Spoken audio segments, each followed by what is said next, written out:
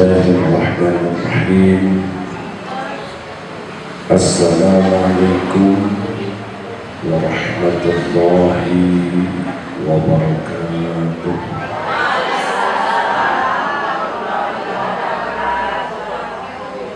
الحمد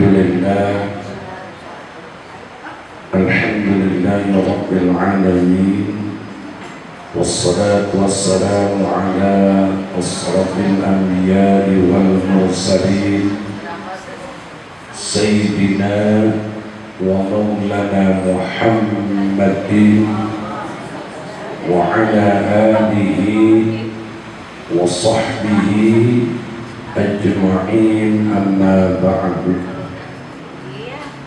قالوا سبحانك لا علم لنا إلا ما علمتنا إنك أنت العليم الحكيم.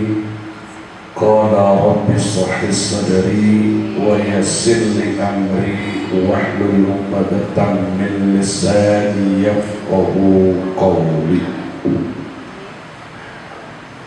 وقد قال الله تعالى في القرآن الكريم: أعوذ بالله من الشيطان الرجيم، بسم الله الرحمن الرحيم. يا أيها الذين آمنوا اتقوا الله ولتنظر نفس ما قدمت لغد واتقوا الله إن الله خبير بما تعملون. وقال النبي صلى الله عليه وسلم: خير الناس أنفعهم للناس. كما قال رسول الله صلى الله عليه وسلم: خير الناس من طلع نوره وحاسن أعماله. صدق الله العلي العظيم، وبلغ رسوله النبي الحبيب الكريم، ونحن على ذلك من الشاهدين والشاكرين، والحمد لله رب العالمين.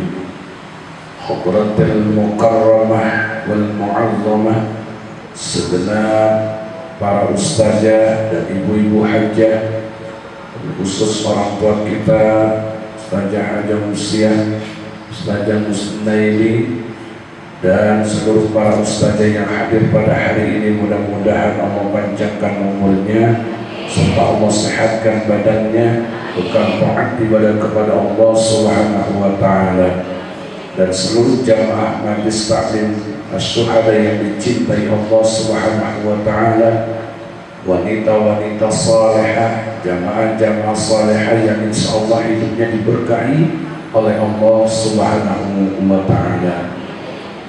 Hadirin jamaah yang dicintai Allah Subhanahu wa Ta'ala, sudah hal penting bagi kita menjaga kehormatan bagi diri kita sendiri. Karena kehormatan bagi diri kita sendiri adalah sebuah harga diri dan sebuah harga mati yang perlu kita pertahankan. Sejauh apapun langkah yang kita tempuh untuk bisa menjaga harga diri, menjaga kehormatan kita, haruslah kita tempuh, haruslah kita jalani demi menggapai satu kemuliaan diri di hadapan Allah Subhanahu wa Ta'ala. Sesulit apapun perjuangan kita, seberat apapun perjalanannya, tentu itu bagian daripada kerikil-kerikil, itu bagian daripada sebuah perjalanan menggapai kebahagiaan, kemuliaan bagi diri kita dunia dan akhirat kita. Maka bagaimana agar kita bisa menjadi orang-orang yang mampu mempertahankan harga diri, mampu menjaga harga diri kita dan kehormatan kita? Yang pertama, jadilah orang-orang yang wara'in, hidup penuh dengan kehati-hatian. Hidup penuh dengan sebuah pilihan, agar dengan pilihan yang penuh dengan kehati-hatian itu mampu mengantarkan kebahagiaan kemuliaan bagi diri kita di sisi Allah Subhanahu wa Ta'ala. Ada sebuah nasihat yang indah dari Rasulullah SAW kepada Sayyidina Ali karramallahu wajhah. Kata Rasulullah SAW, "Ya Ali, aslul wara'in tarkul harami ma harramallah, wa ra'sul karami tarkul harami." Kata Rasulullah, "Wahai Sayyidina Ali, aslul wara'i, pokok daripada sifat wara', sifat kehati-hatian, pokok nih, berarti intinya ya Bu, inti. Kalau ibu masak bahan pokok bikin sayur asem, berarti tidak ada yang lebih dari bahan pokoknya. Apa bahan pokok sayur asem?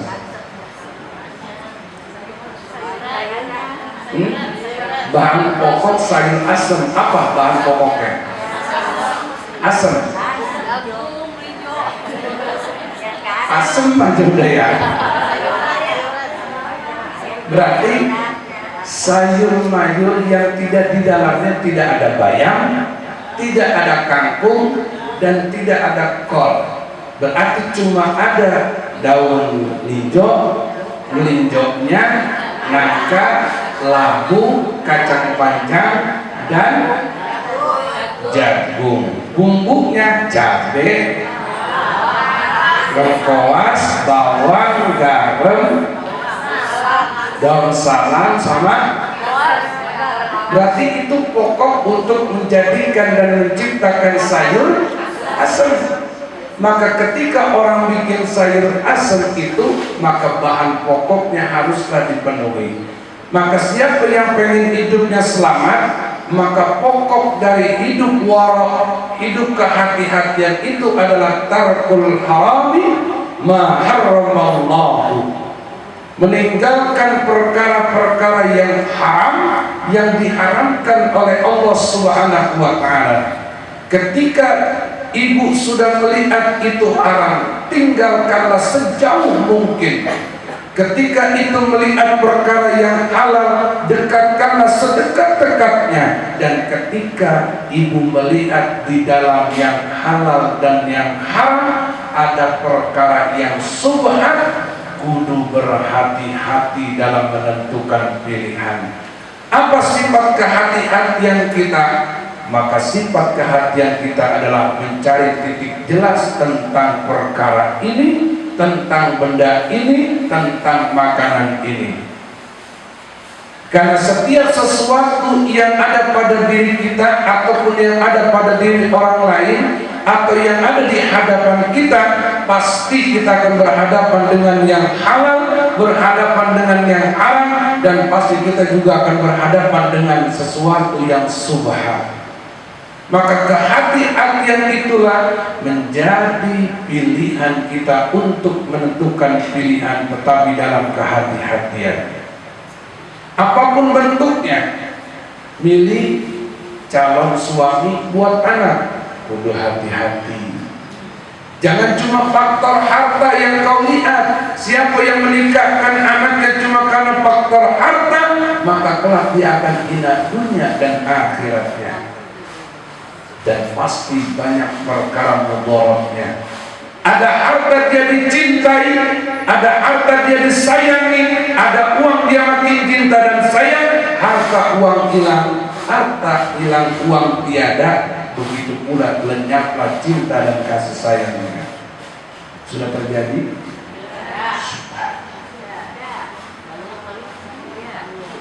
Sudah? Banyak bukti? Sebanyak apapun yang kau cari dengan nilaimu, sebanyak apapun yang kau cari sesuai dengan keinginanmu, maka selama itu pula kau akan dihantui dengan kehancuran. Manusia ada kalanya kaya, ada kalanya miskin, ada kalanya sukses, ada kalanya dia tidak sukses, ada kalanya berhasil, ada kalanya dia gagal. Kalau hidup carinya yang senang, yang mapan, yang bahagia terus, enggak ada. Semuanya hidup berjalan pada kudrah iradahnya Allah Subhanahu wa Ta'ala. Akhirnya ganti nikah 10 kali. 10 kali dia nikah, kali yang dia cari cuma senang-senang, udah hilang senangnya, cerai, ganti lagi cari yang senang. Gak akan dia pernah merasakan lezatnya, nikmatnya berumah. Menentukan teman juga kudu hati-hati, karena tidak semua teman membawa pada kebaikan, tidak semua teman membawa pada kebaikan dan kemuliaan, bahkan tidak semua teman akan membawa kehormatan pada harga diri kita. Bisa jadi teman juga justru malah menghancurkan harga diri dan kehormatan kita. Maka berhati-hati dalam memilih teman. Ada yang kita anggap bestie,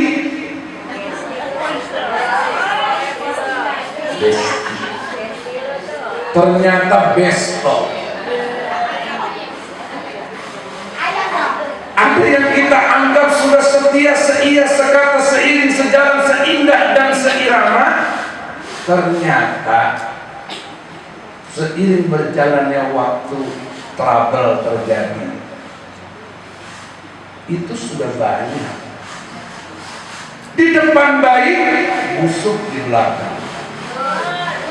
Baik di depan, jahat di belakang, sudah terjadi. Yang udah iya banget, ternyata tetap aja bisa jadi pengkhianat di balik kebaikan yang kita berikan. Maka berhati-hatilah, berhati-hatilah. Dalam perkara apa Sayyidina Ali disuruh berhati-hati? Dalam perkara yang haram. Menjelekkan orang haram, menggibah orang haram, iri dengki terhadap orang haram. Ketika yang haram ini sudah jelas, tinggalkan sejauh mungkin. Karena ketika kita mencoba-coba mendekatinya, rusaklah harga diri kita dan rusaklah amal-amal kebaikan kita. Udah capek berbuat amal soleh, mudah banget rusak dan hancurnya cuma gara-gara ngomongin teman kita yang kita anggap bestie. Kita anggap dia orang paling baik dan sudah baik. Oh, ternyata menjadi belati di belakang kita yang gampang kapan waktu menusuk dan membunuh kita. Maka kehati-hatian dalam perkara yang haram sudah diingatkan Rasulullah jauh-jauh hari kepada Sayyidina Ali, yang ini bisa jadi ilmu buat kita.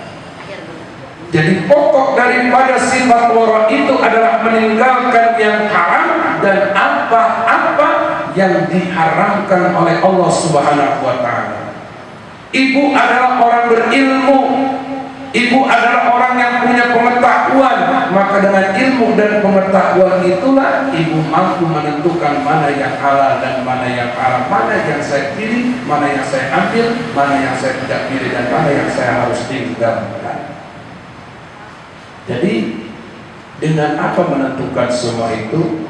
Yaitu dengan ilmu agama. Matematik sesuatu hitungan yang pasti. Fisika adalah satu rumus yang pasti untuk menentukan sesuatu ilmiah.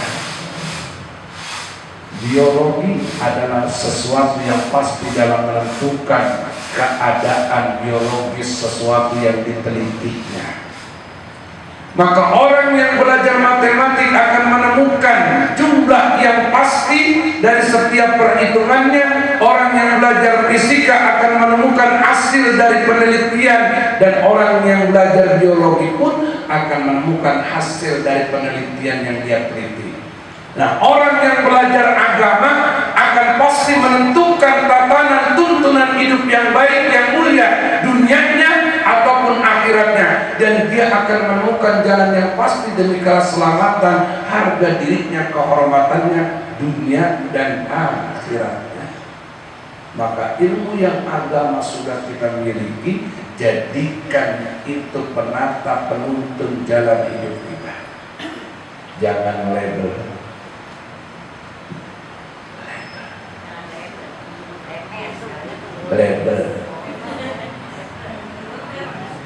Merah. Jangan cuma label dan merah. Buktikan bahwa yang Allah katakan orang yang berilmu tidak akan sama dengan orang yang tak berilmu.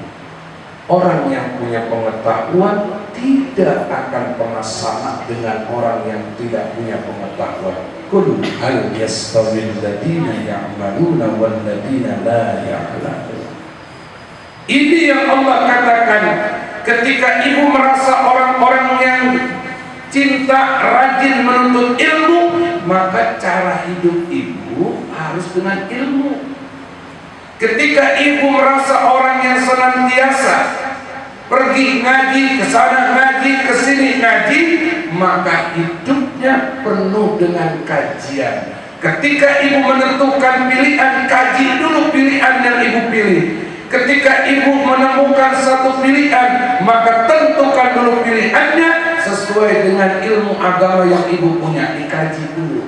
Ini kira-kira bocah bisa kagak ini ke depan jadi orang begini? Kayaknya nggak bisa. Jangan. Ini kira-kira kalau gue berteman dengan dia, kalau saya berteman dengan dia, efeknya bagaimana, hasilnya bagaimana, dievaluasi, dikaji dulu.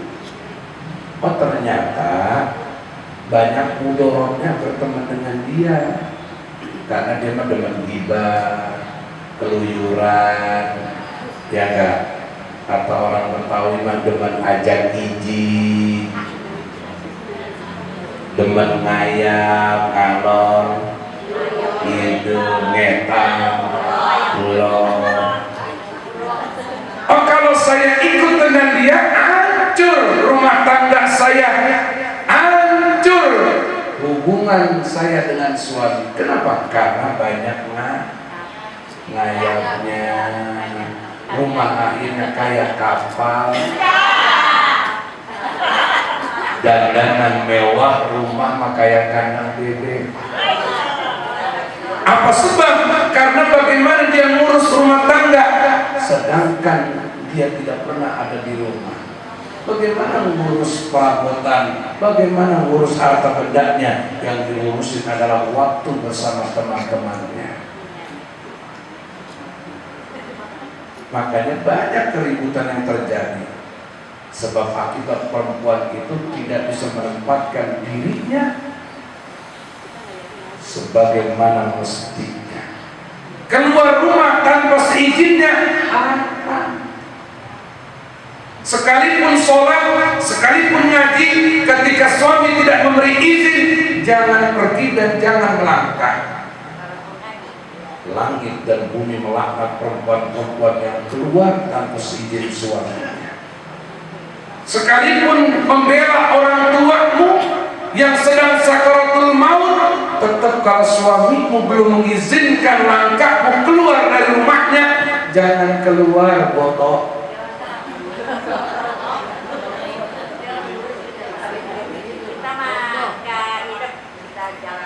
Jangan ngaji. Jangan Besti, jangan keluar. Gue udah mau izin, mau kagak, gue mau komeran deh, mau. Lu mau izin ke, mau kagak, apa selalu. Orang mau gue lagi ngapa lagi lu larang. Sebenarnya bukan perkara larangannya, sebenarnya bukan perkara tidak diberikan izinnya. Perkaranya adalah ketika ibu keluar tanpa izin suami, yang kesian nasib ibu. Apa kegagalan seorang ibu mendidik anak yaitu adalah ketika anak yang sudah nikah tidak taat patuh pada suaminya. Itu kegagalan orang tua. Keberhasilan orang tua adalah ketika semasa kecil sampai ia dewasa dididik, diarahkan dengan ilmu agama, sampai pada akhirnya dia berkeluarga, nurut, patuh sama suaminya. Disitulah keberhasilan orang tua karena melahirkan anak yang soleha dan berhasil mendidik anak yang menjadi anak soleha. Begitu ibunya sakaratul maut, anak yang tidak sampai menjenguknya, melihatnya, bahkan menyaksikannya di hari terakhir kehidupannya karena taat pada suaminya, maka riwayat menjelaskan datang ibunya, sebagian riwayat datang bapaknya, mengucapkan alhamdulillah karena ketaatanmu pada suamiku mengantarkan surga untukku selaku orang tua.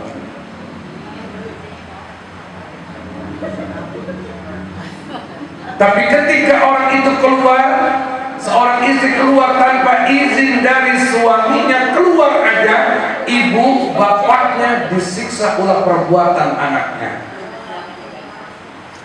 Innal mayyita ya'lamu amalul hayya.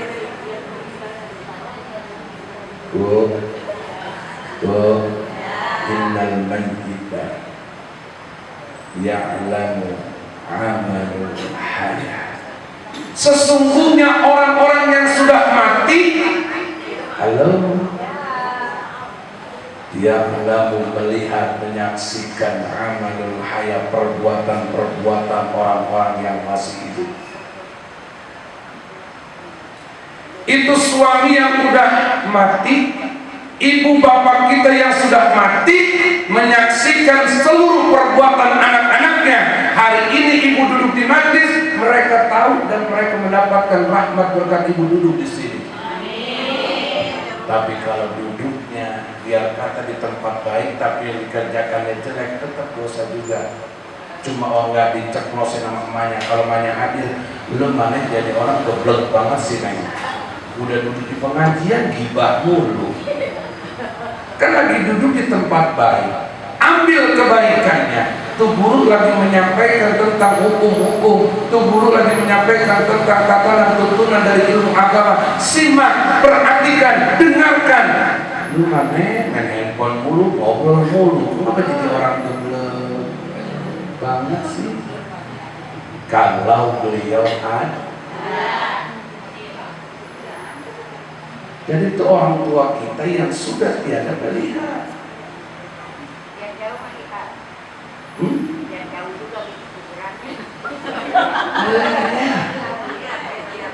Itu Bapak Haji Nabi lihat.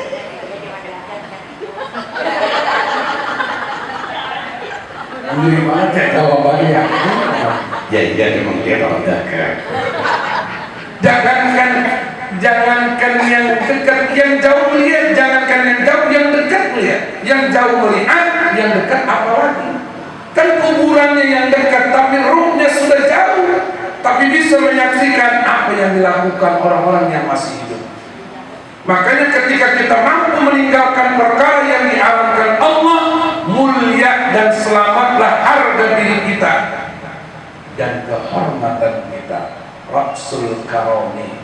Yang kedua, pokok daripada kemuliaan, inti daripada kemuliaan. Setelah kita hidup berhati-hati dengan meninggalkan yang haram yang diharamkan oleh Allah, maka kita pengen menggapai kemuliaan. Maka pokok daripada kemuliaan itu adalah tarkul ma'asi, meninggalkan maksiat. Ya sekiranya ada ngajak yang ghibah itu maksiat, tinggalin. Sekiranya ada yang pengen ngajak kita nonton dangdut, jangan ngikutin, itu maksiat.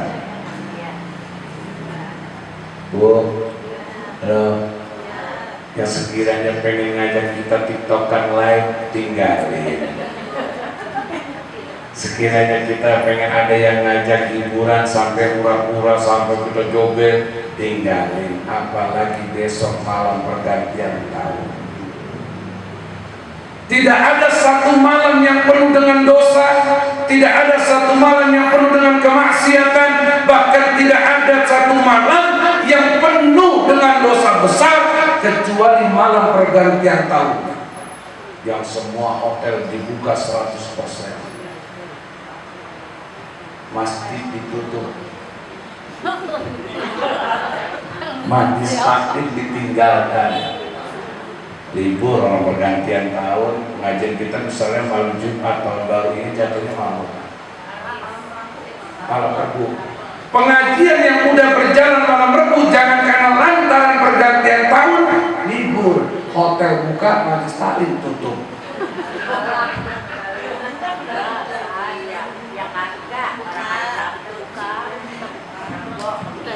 Bahkan pimpinannya lagi, karena besok kita pergantian tahun, kita libur dulu ya Bu.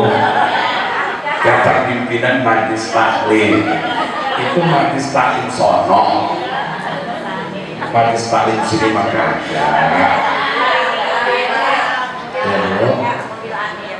Maka apa yang harus kita lakukan? Ambil kesempatan pergantian tahun untuk apa? Ambil wudu, ambil surat Yasin, baca itu Yasin, zikir, taklim, berdoa, bermunajat, rapi, makan bersama dengan anak, cucu dan keluarga.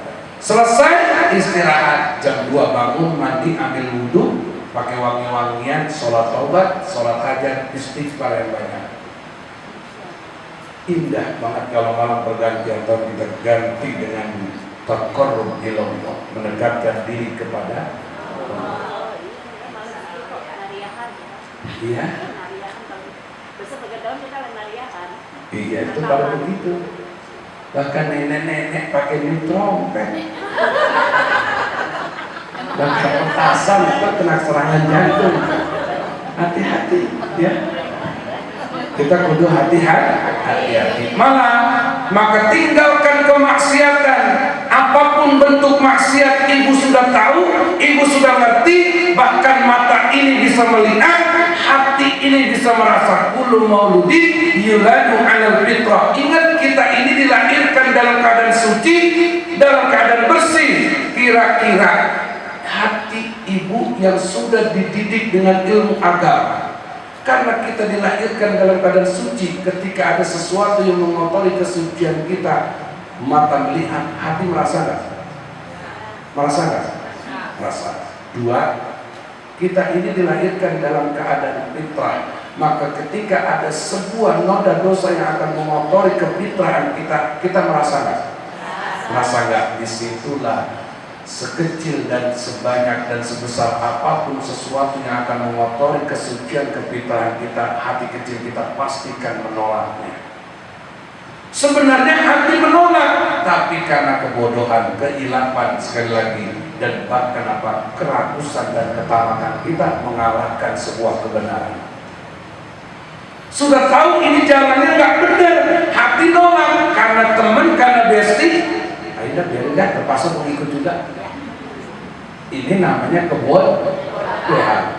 Sudah tahu ini makanan subhan, karena enak, karena nikmat, bahkan diajak. Biarin dah, gua lagi lapar, gas terus.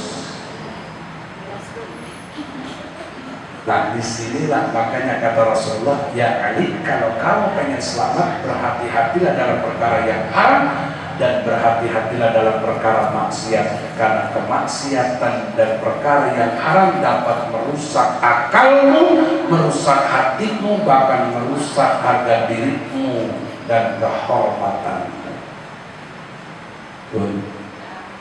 Malam yakun wara. Siapa orang yang tidak punya sifat wara, batalul ardh.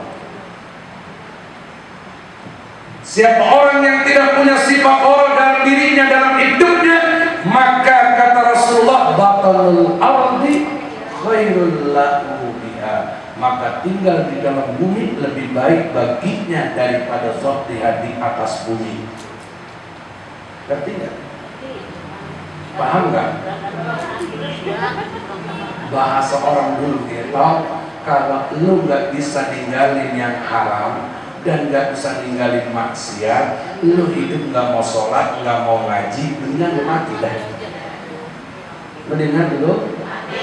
Kenapa? Karena lu tinggal di dalam bumi lebih baik bagimu ketika engkau tinggal di atas bumi cuma kerjaan berbuat.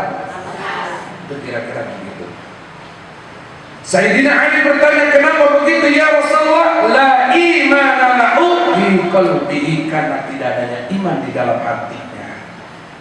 Dan kematian lebih baik bagi dia. Maka untuk menyelamatkan harga diri dan kehormatan kita, tinggalkan perkara yang haram dan perkara maksiat, insya Allah selamat. Harus ditopang dengan apa? Didorong dengan yang namanya muro'ah. Tahu muro'ah bu? Bu, muro'ah tahu? Hah? Muro'ah kan ada muro'ah, ada izah, ada ifah. Itu kan ibu-ibu kajian. Bahkan udah saya bahas kalau sini. Murah apa bu? Ngerti apa ngaji? Muro'ah, ifah, izah. Ada kok ifah. Kita harus jadi orang yang punya sifat muro'ah. Kita harus punya sifat izzah, yaitu kemuliaan buat diri, dan harus punya ifah dalam diri kita. Tiga ini tanam dalam diri kita. Ya, muro'ah, izzah, ifah, taruh di dalam diri kita. Insya Allah hidup kita mulia, dunia dan akhirat. Makanya ada 4 perkara yang membuat manusia jadi mulia. Apa itu? 1, catat. Ada 4 perkara yang membuat manusia jadi mulia. Arba'un man a'ti'unna faqad u'tiya khairat dunya wal akhirah. Siapa orang yang di dalam dirinya ada 4 perkara ini, maka hidupnya akan menjadi lebih baik dan menjadi orang baik di dunia dan di akhirat. Apa itu? Lisan dzikr. Yang pertama, punya lisan yang senantiasa berzikir. Kalau lisan ini lebih banyak berzikirnya, ini orang akan selamat dan bahagia dunia dan akhirat. Tapi ketika lisan ini lebih pandai mencari aib orang, membuka kesalahan orang, membuka aib orang, demen sama yang namanya ghibah, bersiap-siap banyak orang yang masuk neraka nanti disebabkan karena lisan yang tak terjaga. Jangan merasa benar sendiri aja. Makanya kata Rasulullah, kalau kamu mau buka aib orang, tengok saja dulu aib. Setiap manusia pasti punya aib. Cuma sebelum kau buka aib orang, tengok dulu aibmu. Kalau kau mau buka aib orang, tengok dulu aibmu. Kalau dibuka orang bagaimana? You understand? You understand? Wasyakirun. Yang kedua, orang hidup akan bahagia dunia akhirat ketika dia menjadi orang yang pandai bersyukur. Syukur aja udah bu.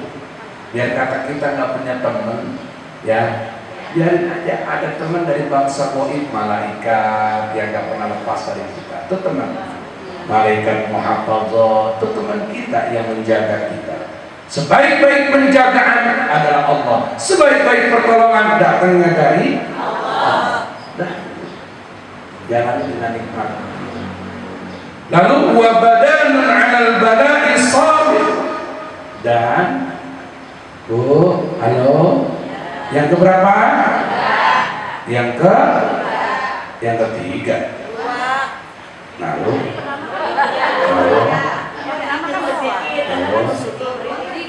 jadi yang kedua, qalbun syakirun, hati yang pandai bersyukur. Lalu yang keberapa? Yang benar nih.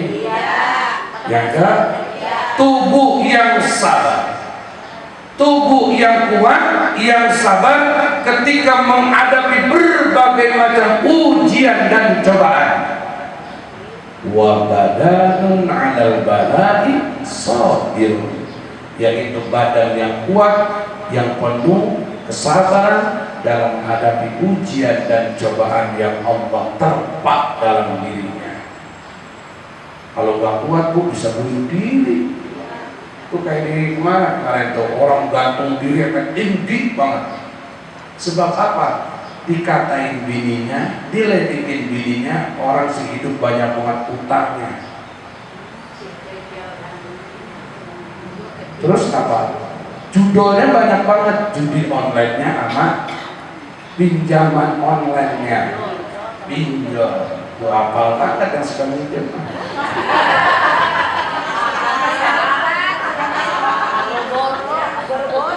Yang ke wa zawjatun la tardihi khaufan bin nafsihi wala malihi. Yang keempat adalah seorang istri yang mau dikawininya bukan karena harta bendanya.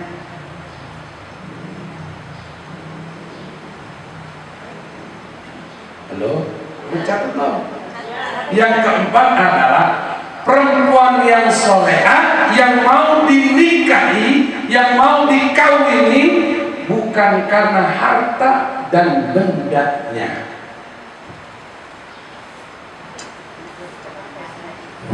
Malas, ini perempuan-perempuan yang begini ini akan bahagia hidup dunia akhiratnya. Tatkala dia diberikan harta dia kira bahagia. Di saat dia hidupnya susah, tiba-tiba Allah kasih harta benda, dia kira dan bersyukur. Tatkala nanti diambil, dia pun sudah bahagia bersyukur karena sebelum dia jadi orang susah pernah merasakan susah. Begitu diangkat derajatnya dia bahagia, ketika diambil lagi dia tidak kaget karena dulu pernah merasakan susah. Dia terima apapun keadaannya karena semua hakikatnya dari Allah Subhanahu wa ta'ala. Wallahu a'lam bishawab. Ya, inilah yang saya sampaikan pada pertemuan kali ini. Mari kita jaga diri kita, kehormatan kita, amal-amal kita dengan meninggalkan sesuatu yang diharamkan Allah dan meninggalkan maksiat. Jaga diri kita dengan murah, dengan izzah, dengan ifah, dan jadilah orang-orang yang memiliki lisan pandai berzikir, hati yang pandai bersyukur, badan yang kuat ketika ditimpa ujian cobaan, dan menjadilah wanita-wanita yang mampu menghargai, menghormati pemberian suaminya walau seadanya dari harta bendanya. Wallahu a'lam bishawab. Al-Fatihah. Bismillahirrahmanirrahim. Alhamdulillah. Iya kan.